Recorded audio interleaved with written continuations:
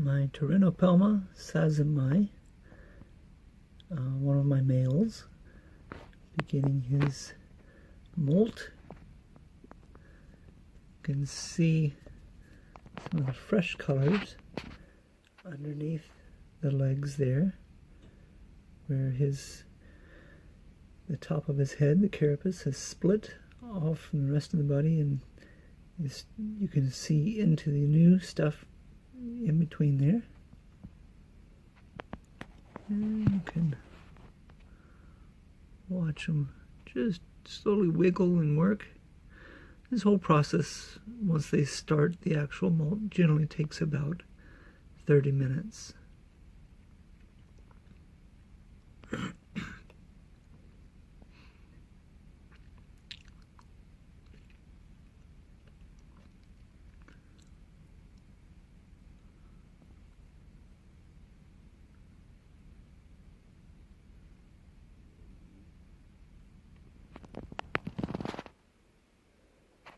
A little bit more stuff underneath.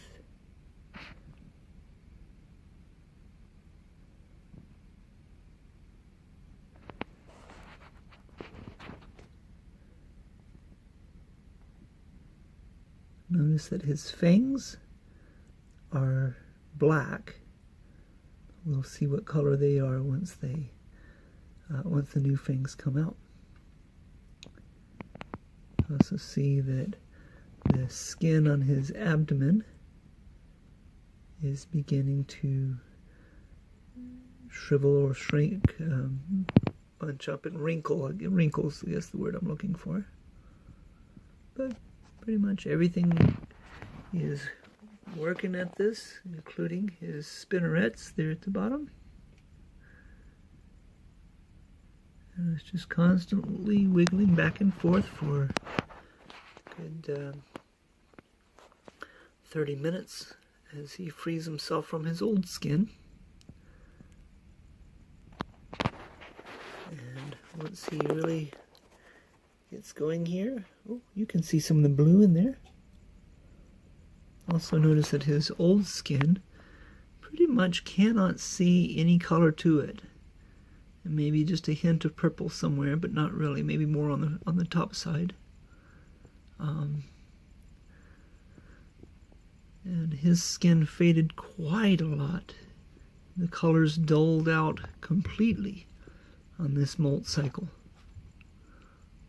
And the new skin is going to be that indigo blue that I love so much from these sazimais. So I'm going to cut here and come back in a few minutes later.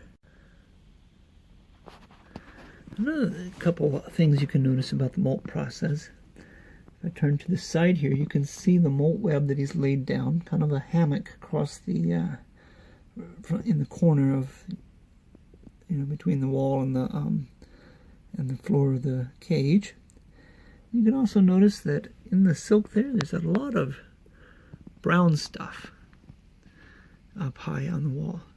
That brown stuff is actually his old urticating hairs that he has flicked off onto the mat to keep any would-be potential predators from coming in and messing with him. They would have to get through these irritating hairs to you can see him a little better, to get to him.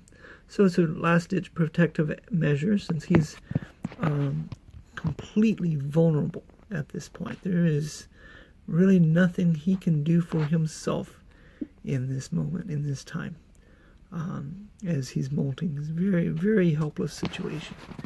But you can see as well down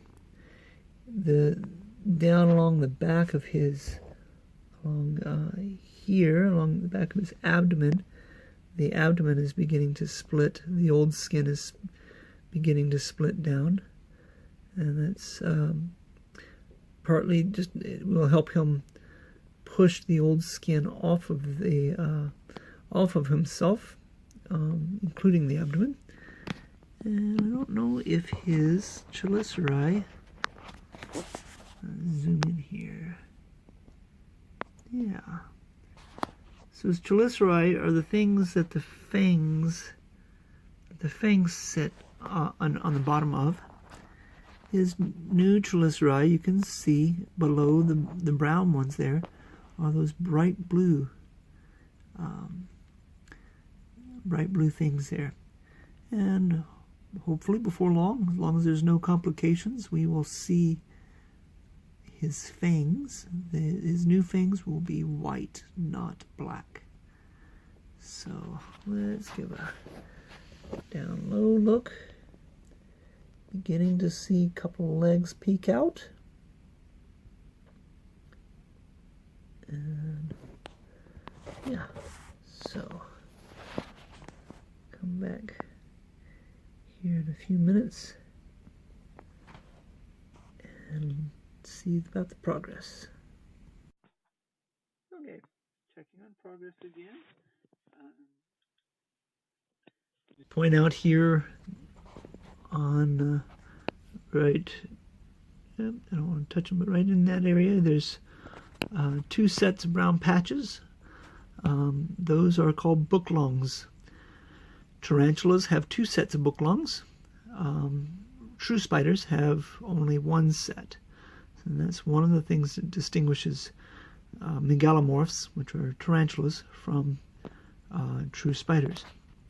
Now, something else I've noticed here is I'm waiting for his chelicerae to be free.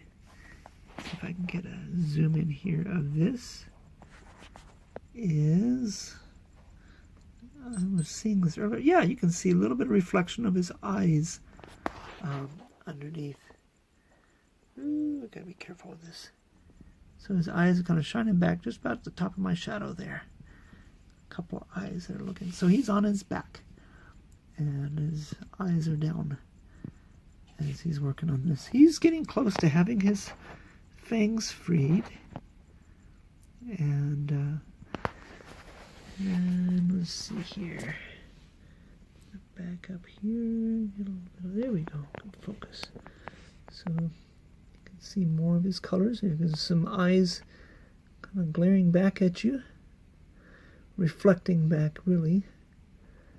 See a little bit of the red highlight hairs in his abdomen starting to peek through, and his legs are starting to, but it's going to be a few minutes still. But you can just notice as I zoom out a little bit here, just the pace here is just a constant push, relax, push, relax, push, relax. There's a push and a relax. He just goes through these cycles for 30 minutes. And pretty soon he's going to start having more legs free. He'll start actually pushing the old legs, the old thing off of him, up and over. But he's making progress. Good to know. Good to see. And zoom in here. Okay, so another checkup here in a few moments. Okay, a few minutes later. Pretty cool stuff. His legs are starting to show through. I love molts because the tarantulas have such more vivid coloration when they are done. It's just incredible. And just to see the change as they go is pretty phenomenal. Now, a tarantula grows a new skin. Its skeleton is its skin. It grows its new skin inside the old skin, inside the old skeleton. And when it's cured enough, when it's ready enough, mature enough, the skin is, that's when it lays down the web, flips over, and generally will rest. In my experience, they rest for up to 12 hours, maybe even a little bit longer before they actually start the actual molt process. So from the time they flip over onto their back to the time that they start molting. Generally, it's about 12 hours, somewhere around there. And the molt process itself only takes about 30 minutes or so. And I think I see something else right now. You can see his fangs are free, which is always a pretty good thing to see there. And he's kind of in the corner of the cage here, so of his tub, so it's kind of hard to get a really good view. But there his fangs are, dead center. Got that little red dot beside it. The red is not blood. Their blood is called hemolymph, and it's kind of a clear, slightly off-white. But that's just part of his skin that is the brown color, the reddish brown. And over time it will darken down to, the fangs will darken down to black. Remember what we have already shed. You can see down in there a peak of the fangs, the old fangs right in there. It's hard to get focused in there. Yeah, well. Anyway, he's starting to really actively push it off. And in the process, I'm going to just zoom out a bit here. And set this down for stable. Make it stable. And I'm going to back up to get it focused. Okay. And we can just see what we can watch here. If I'm vibrating too much, he's probably going to pause what he's doing, so I don't want to interfere too much.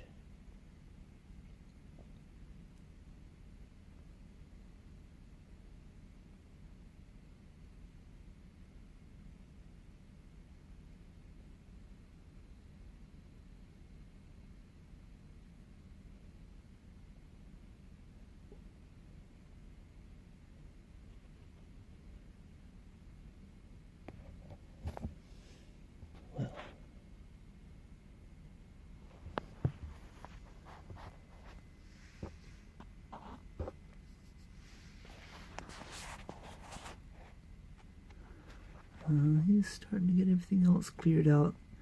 You can see his fangs there again. I can zoom back in there. I don't know how far I can zoom. Yep.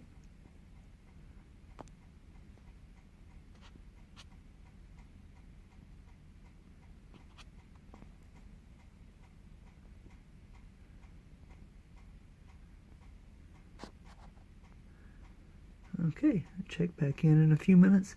This part tends to go a lot faster, and he'll have his pretty much all of his legs out in probably another 5 or 10 minutes, but I'll check back in a few.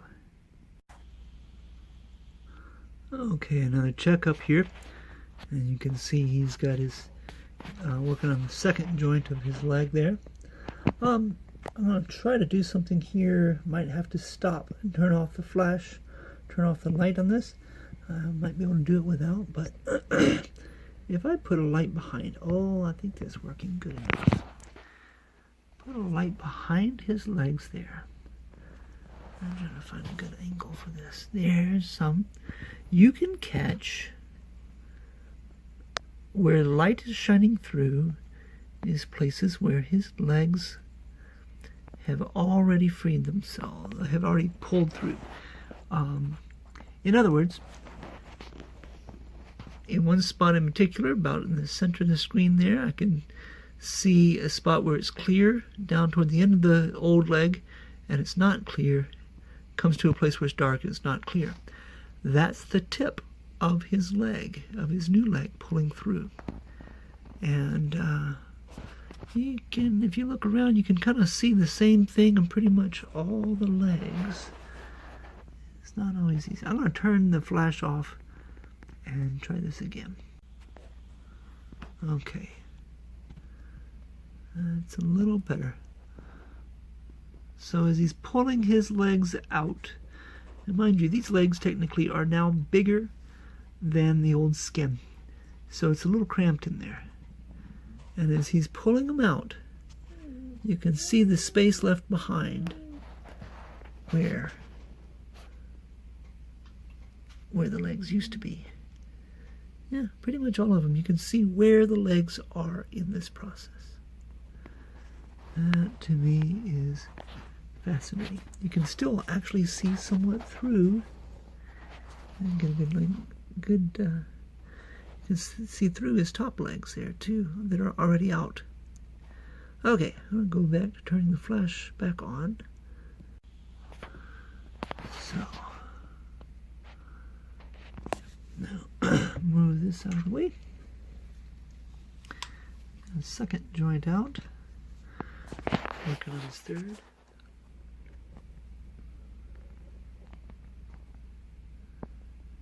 Oh, what a pretty spider he's going to be. Get a better look now at his new fangs as he is pushing. Wow, got a good bit in that last push. As he's pushing the old skin off.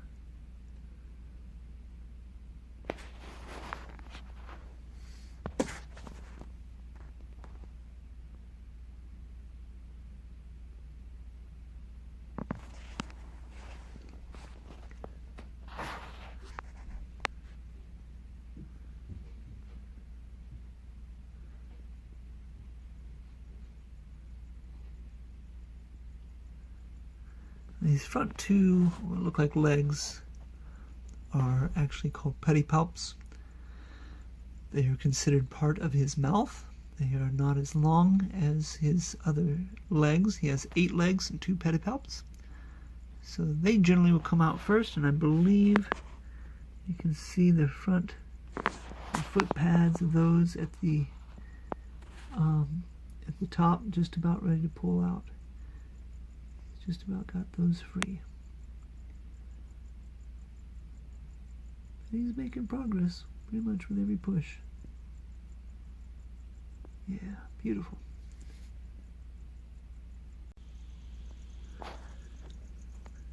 Making progress.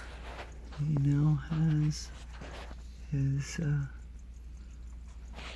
think his pedipalps are free. And see the feet on those. His fangs you can see clearly. And looking down here, you can see a little bit on the back of his head, his carapace. And that vivid blue color, indigo. He's working his way off. Generally, it's the bottom to the leftmost legs that take the longest to come out, but he's working on it.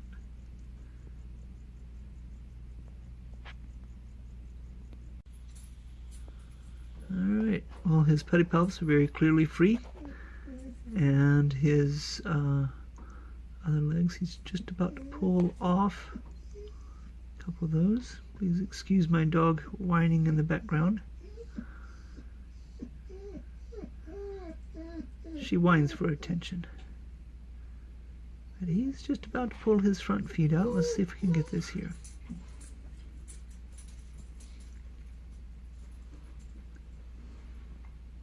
Oh, wow.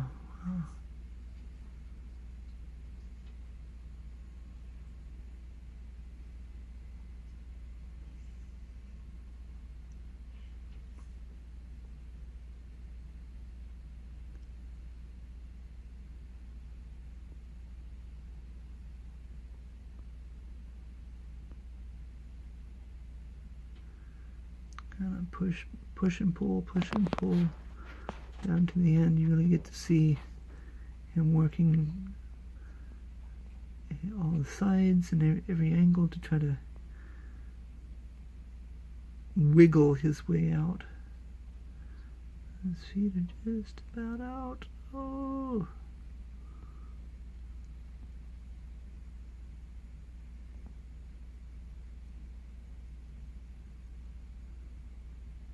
Actually, I guess he's got one more joint here to go. 1, 2, Yeah.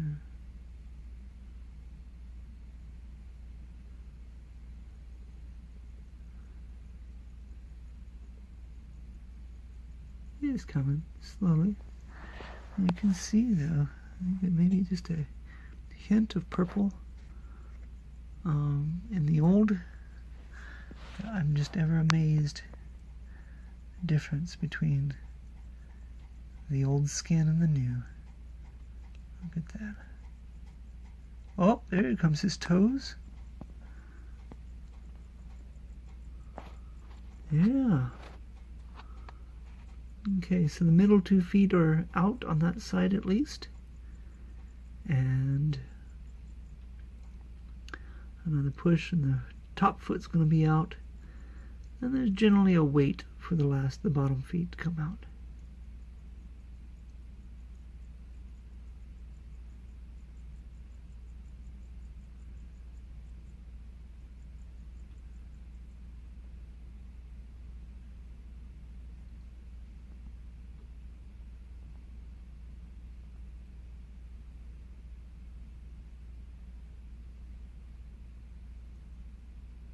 Kind of pushes it off. You can see that last, you can see the top foot there. Working. There's another shove. I think at this point they also kind of get tired. It's a very exhausting process for them. So it kind of just seems, oh, he pulled that back leg out a little bit. But it kind of feels like the last part of it he's kind of tuckered out and tends to just do more resting. So those last bottom feet take their time coming out. He still hasn't got the top foot out yet. He's just about to push and be free. Oh, wiggle, wiggle. There it is.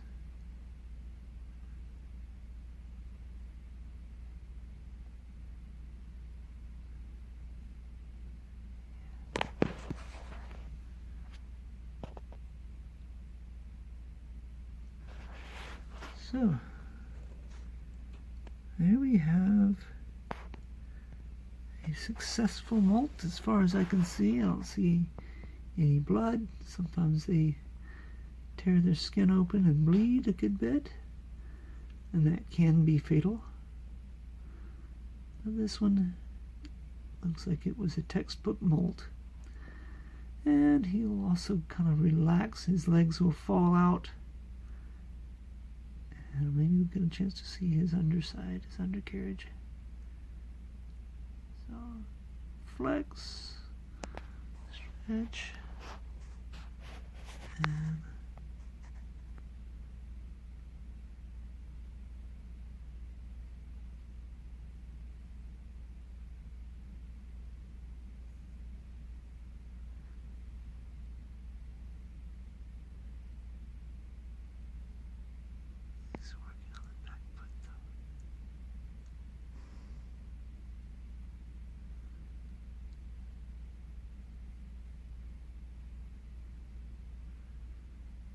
topmost foot, you can spot a little tarsal hook.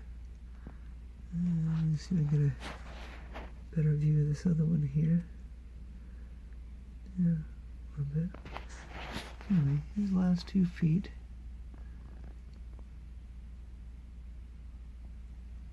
He's actually, I think he's completely free.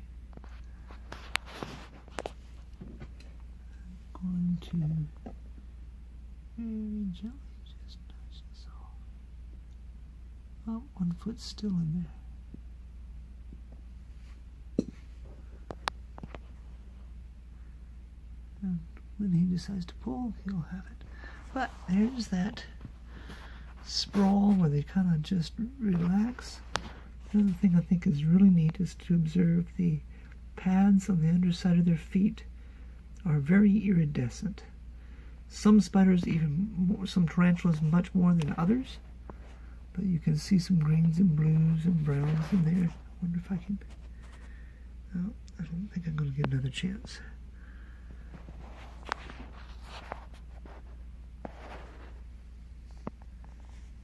Yeah.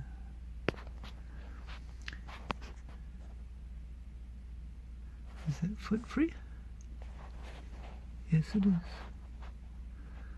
Yes, it is. So now he's basically going to take some time to just flex and strain, probably another 30 minutes or so, 20-30 minutes on his back, and just kind of flexes his chest out and moves back and forth, and he'll do that until he's ready to flip over. But he's out. He is out. And that's a good thing. Look at that color difference, though. Look at that. What a striking spider.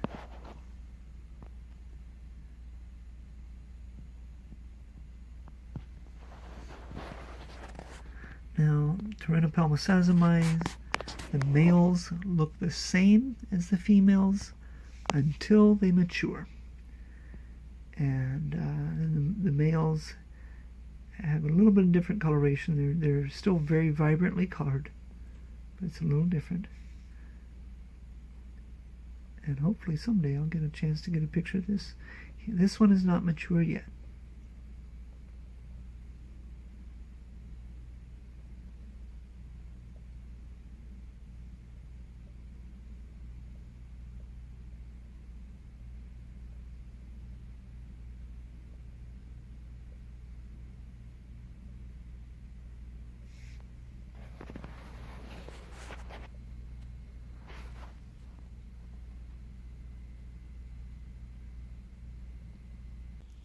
So here's where he's beginning to go through some of his contortions that he will go through for a good 30 minutes or so. He'll be on it for a while.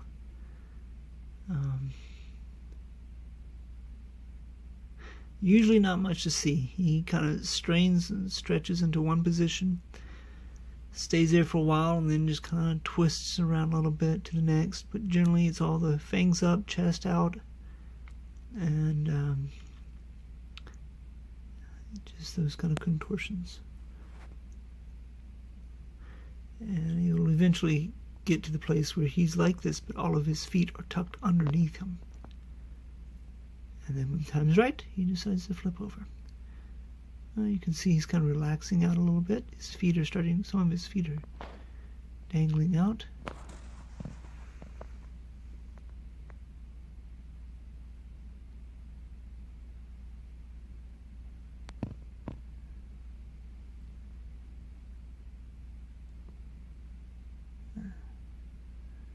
Shoving his feet into his mouth some.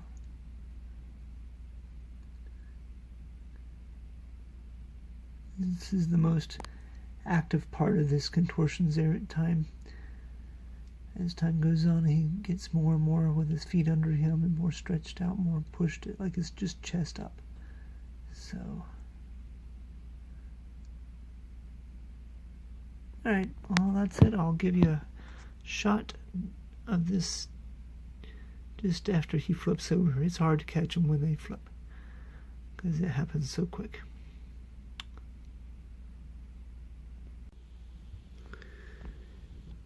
And here he is after he's flipped back over from his molt.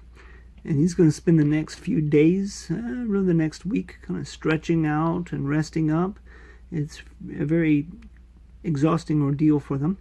And it may be probably a week before he's ready to eat. A question people frequently ask me is how often do tarantulas molt? And it really depends on a number of factors. The biggest thing is really their size. A freshly molted tarantula or a freshly hatched tarantula may molt every 3 to 5 weeks, and it spaces out over time as they get bigger to the point that they're an adult. It may be every year, maybe every 2 years. Sometimes that depends on the species. Climate changes can trigger molts. This one was probably triggered by that as I moved them into a warm room that I've been working on for a while. He went into pre-molt and is molted. Also, they may molt more often and grow faster if they are in a warmer climate and if they're fed more. So there's a number of factors that come into play with this. Anyway, if you have enjoyed this, I hope you have. I hope you found it useful information. And yeah, if you've enjoyed it, I'd like to encourage you to subscribe to my channel. I have other videos on the channel of this species, Pterinopelma sazimai. Also, I have other videos of this channel of tarantula molts, and also of a few other various odds and ends of nature, my eclipse video, you know, things like that, and some science stuff as well. You can check out my bombardier beetle video, and yeah, be sure to subscribe. Thank you. Enjoy.